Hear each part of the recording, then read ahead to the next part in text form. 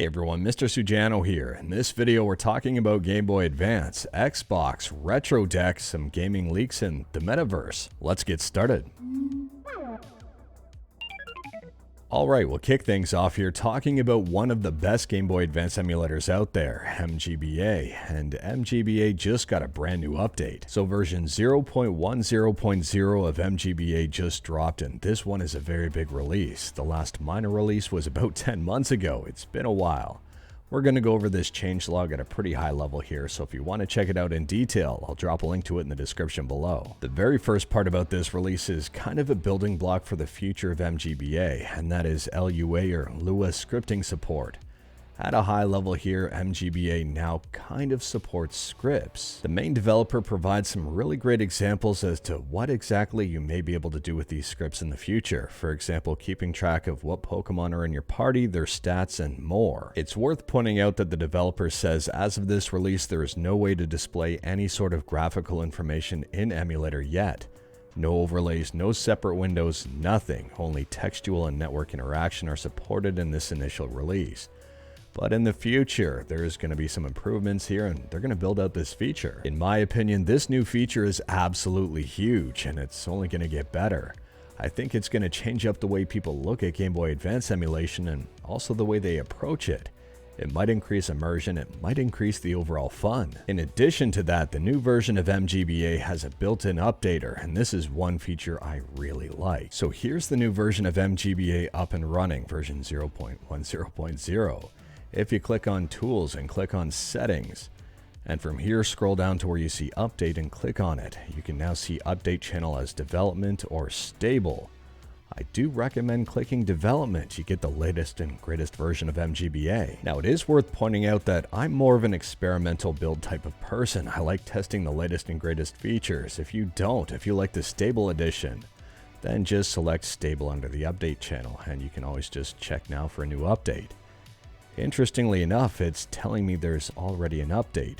The current version is 0.10.0 and the new version is 0.10.0. And this might be a current bug, but you can update this thing infinitely, because if I click OK here and download the update and install it and restart it, if I click check now again, it'll update again. I am using the portable version of mGBA, so I'm wondering if this bug has to deal with the portable version. But if I click Tools and click on Settings here, and then click Update and try to update the stable version again, it lets me know an update's available. So I'm going to check on Development here and click Check Now to see if there is a brand new update available, and nothing is coming up. So it looks like the Development Update channel is working a little bit better than the stable build. Either way here, this is a really great new feature, and I probably recommend checking for updates if you know there's an update, because otherwise you're just going to be updating the exact same version you already have. But moving on from that, we have some brand new Game Boy enhancements. We've got some palette presets. These didn't exist in the previous version.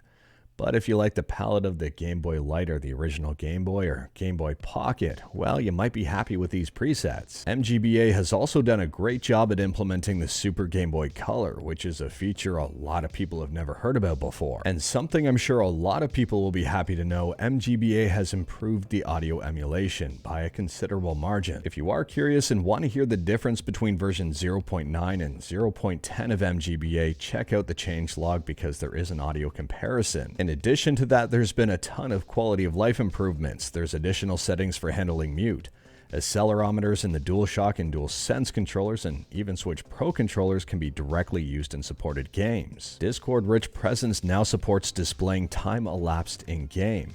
GameShark Advanced SP format save games can be imported using the existed save importing methods. There's also cheat code support and homebrew ports and support for GBX format for Game Boy ROMs. And in addition to all of that, there's a whole bunch of emulation fixes, and by a whole bunch, I really mean a whole bunch. mGBA is free, it's open source, it's available on a bunch of different platforms, and it's one of my favorite Game Boy Advance emulators. On top of that, this is primarily developed by one single person. One single person who is absolutely killing it.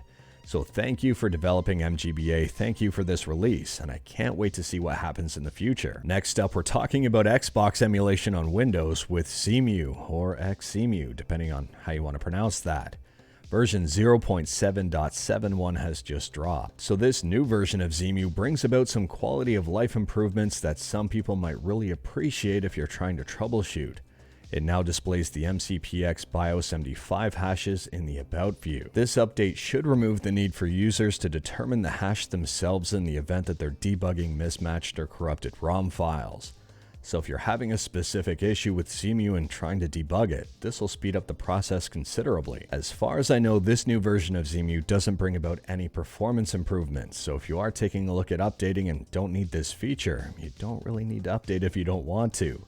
Xemu is free and it's open source. Next up, we're talking about ROMsorter, and this one is really interesting if you've never heard about it before. With ROMsorter, you can do a ton of bulk actions and really clean up your overall library. You can zip, detect duplicate files, unzip all files, catalog files, verify catalog files, make DAT files, rename single file games, and create CHD files and more. Release 6 of ROMsorter just released, and it's got a whole bunch of new features. It can now generate M3U playlists from disk formats. New features to include several no-intro parent and clone DAT files. There's now a checkbox to apply most commands to subfolders, and now you can bulk patch ROM files. ROMsorter is free, it's open source, it's available on GitHub, and I'll drop a link to it in the description below. Next up, this is a quick one. Apparently Ubisoft, or Ubisoft, depending on how you want to pronounce it, is working on a new game called Project U, and some gameplay kind of leaked just a little bit via Sean Weber on Twitter. I'll drop a link to this tweet in the description below because I'm not entirely sure I can show this footage. Next up here, if you've got a Steam Deck and you like emulating, well, you might want to check out RetroDeck. It uses Emulation Station and it's got a brand new update. So this new version of RetroDeck introduces 2 new themes and it updates ESDE, which stands for Subscribe to Mr. Sujano, or it stands for Emulation Station Desktop Edition.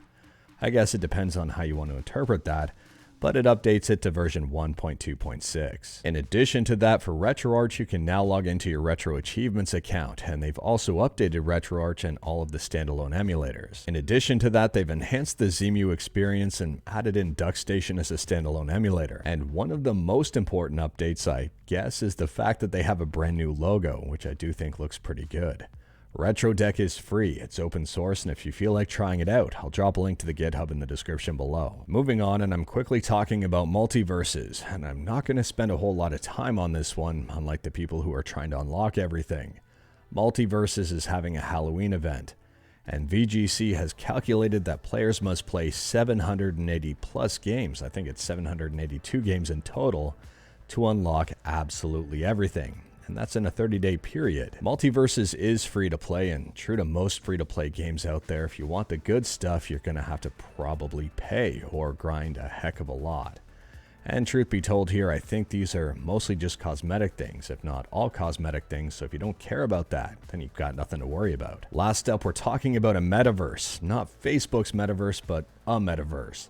Apparently there's a metaverse out there that cost $1.2 billion to develop, and well, they were horrified when they found out it only had 38 active users. I'll drop a link to the article in the description below in the event that you do want to check it out, but apparently Decentraland is not doing very good. But anyways, that is all I've got for you in this one. Straight to the point, all stuff and no fluff.